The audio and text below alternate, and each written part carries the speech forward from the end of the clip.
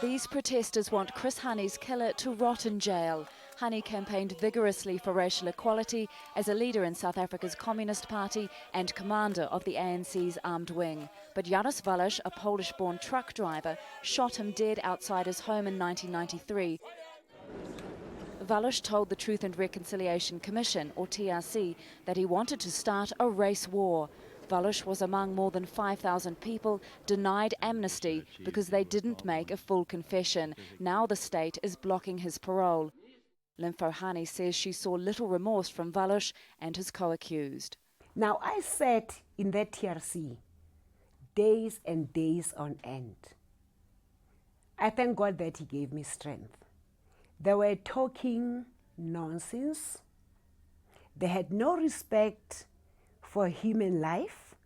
They had no respect for blacks. We will be free! The truth hearings were a national grieving process chaired by Archbishop Emeritus Desmond Tutu and a place of confession after decades of political violence, brutality and death. This exhibition marks the 20th anniversary of the TRC.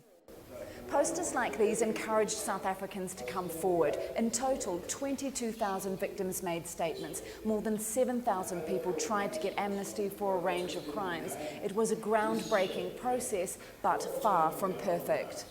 What this means for a country like ours. Yasmin Suka was a commissioner. What Mandela and perhaps even the Archbishop fell into the trap of doing is that they placed the burden on the victims. And so there was never enough of a compulsion on those who had committed these crimes. They got off scot-free. In any other country or jurisdiction, many of them would be sitting there dying in jail. Families like the Bengus are still waiting for answers. Gladwin was killed just before the historic 1994 elections. It's always better to have the remains of a loved one, bury them and know where they are. That's comforting, unlike... They also testified at the Truth and Reconciliation Commission, which did help South Africa move forward, albeit without the level of justice many hoped for. Tania, Al Jazeera, Johannesburg.